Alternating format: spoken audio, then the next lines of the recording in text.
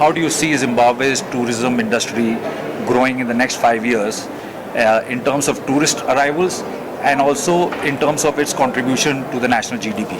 Yeah, Naved, I should be the one thanking you for visiting Zimbabwe and for giving me this opportunity to talk to the Middle East market through you. And we are very excited that you are here in our country to sample Zimbabwe and to see it for yourself.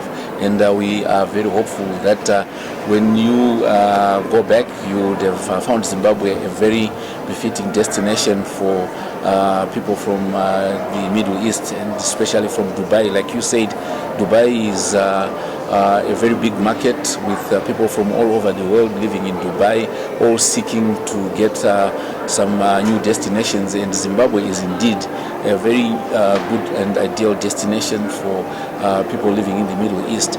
And obviously in terms of the access, here we are, we've got Emirates flying every day, 7 times a week into Zimbabwe, and the access is there. What we need now is just to have those tourists deciding to come to Zimbabwe, and this is the very reason why we have this Sanganai, to try and position Zimbabwe as a destination of choice, to try and showcase what we have to offer.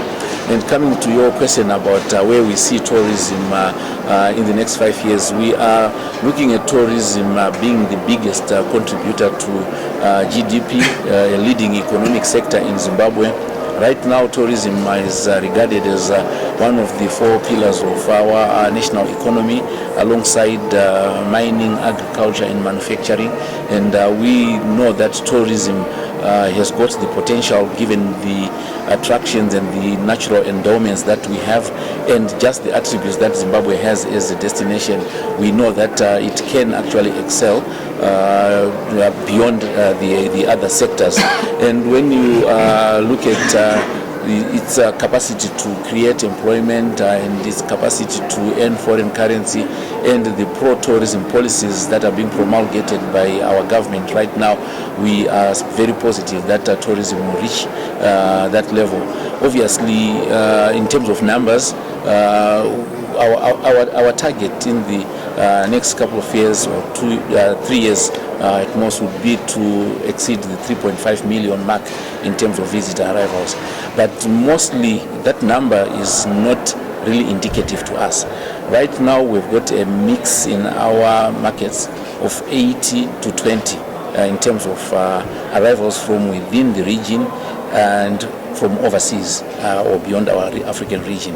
And that mix, obviously, of 80-20, people that talk, they say 80-20 rule, needs to be looked at properly. We need actually to have a bigger proportion of the overseas markets coming into Zimbabwe. I will tell you the reason why. That number of the visitors coming from within the region would be very happy if they would be staying in Zimbabwe. But a lot of them are transit visitors, because we are a land-linked country. They used to want to call it landlocked, but we are not landlocked, we are land-linked.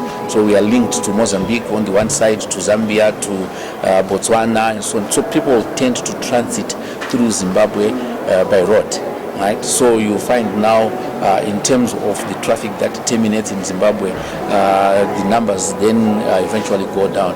So what am I saying here is to come up with strategies to make those transit visitors also live a little bit of what they have.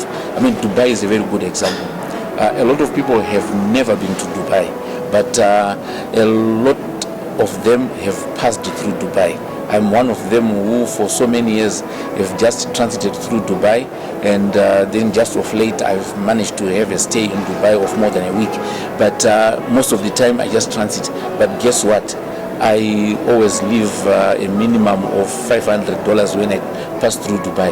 Even if I'm in Dubai for 2 hours in transit, I have to pick up a gift, I have to pick up a perfume, at times I have to pick up a cell phone, I have to buy this. So this is the kind of strategy that we are saying in Zimbabwe we need to do if our tourism is to contribute to GDP, because our target is to reach a 15% mark in terms of contribution to GDP. Currently we are contributing around 8% as a tourism industry to GDP, but we know we can reach 15. But now a percentage is relative, because the other sectors are not stagnant. If one could freeze the other sectors, we can reach 15% very quickly. But we are at 8%, so if the other sectors continue growing and contributing more, we have to be contributing more as well in terms of contribution to GDP. So what it means is we've got to accelerate the growth of our tourism industry if we are going to be reaching 15%, because the other sectors are not stationary, they are also trying to outdo us. So in that competition, that's when now the economic benefits start accruing to the country. We are starting to get more employment, we are starting to get more revenue, more foreign currency, more investment coming in, and that's how I'm seeing tourism. In the last 2 or 3 years, we have seen a focus on the tourism industry in Zimbabwe. For instance, the event that we are sitting at, Sangana, is now in its 3rd year, and so there is a focus on the tourism industry. And one of the other things, the major development that has happened in Zimbabwe's tourism industry is the opening of the Victoria Falls International Airport.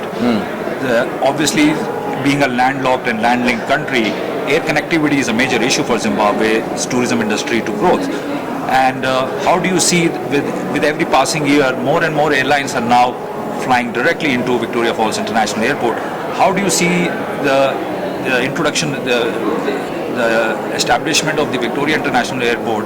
How will it propel Zimbabwe's tourism industry as air connectivity increases from all around the world and more international flights start landing at the Victoria International Airport? Yeah, obviously the Victoria Falls International Airport, when it was conceived, it was coined to be a game changer for tourism, not only in Zimbabwe, but in the whole region.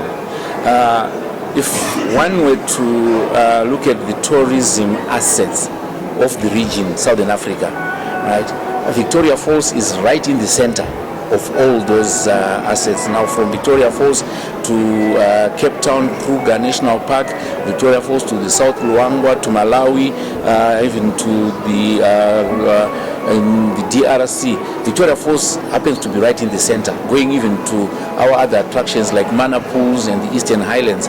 And it's inevitable that Victoria Falls is going to be a hub for tourism. A lot of tourism traffic is going to be coming into Victoria Falls and originating from there.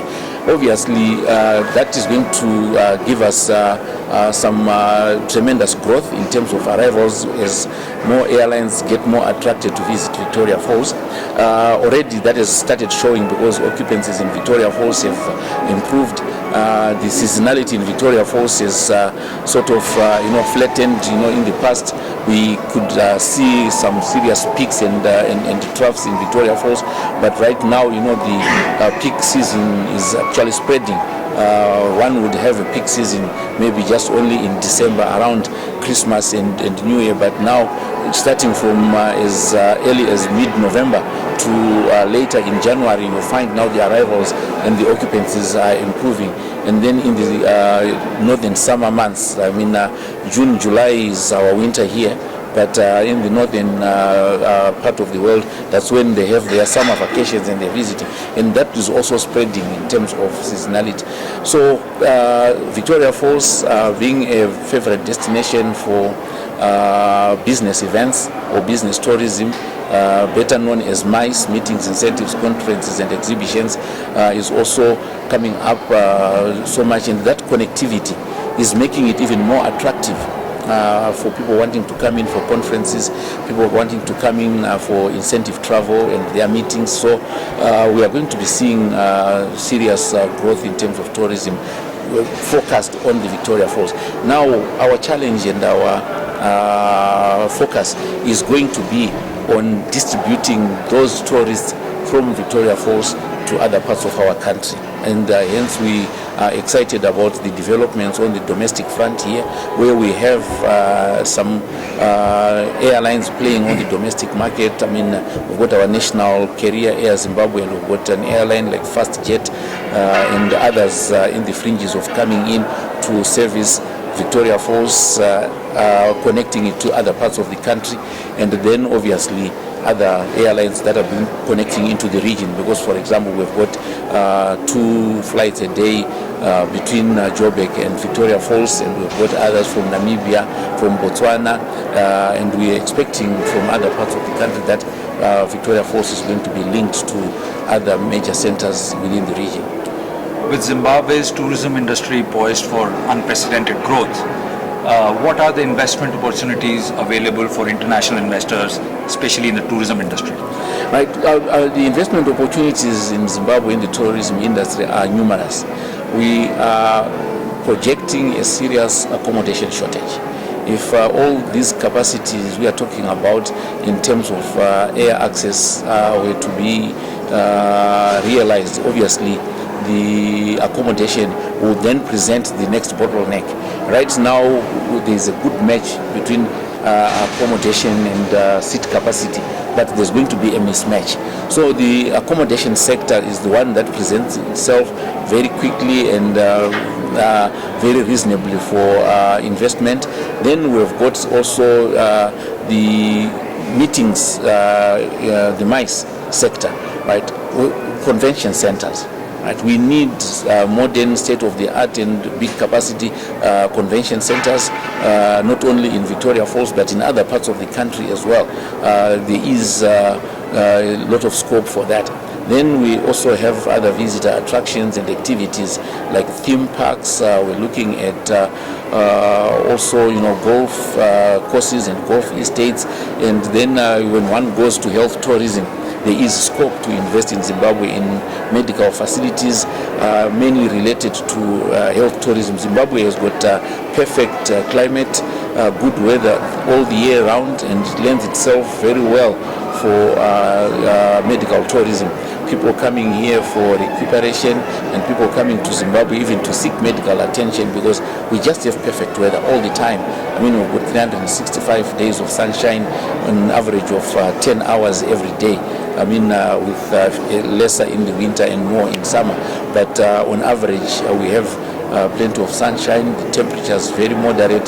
So there is a lot. Then we've got the wildlife side. There is opportunity to invest in the wildlife sector, both in terms of wildlife conservation, but also in terms of utilization in the transport sector. That there is room. We're needing to move people. Zimbabwe is a beautiful country. At times people say flying within Zimbabwe, you're doing yourself a disfavor if you have the time. If you have the time, rather drive to some of the destinations and enjoy the beauty and the scenery. So in terms of tourist transport, we also need some investment there. And then the airports themselves.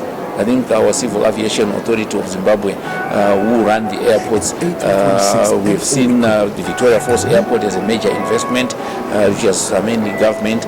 And right now government is working on Harare International Airport, which is Robert Gabriel Mugabe International Airport.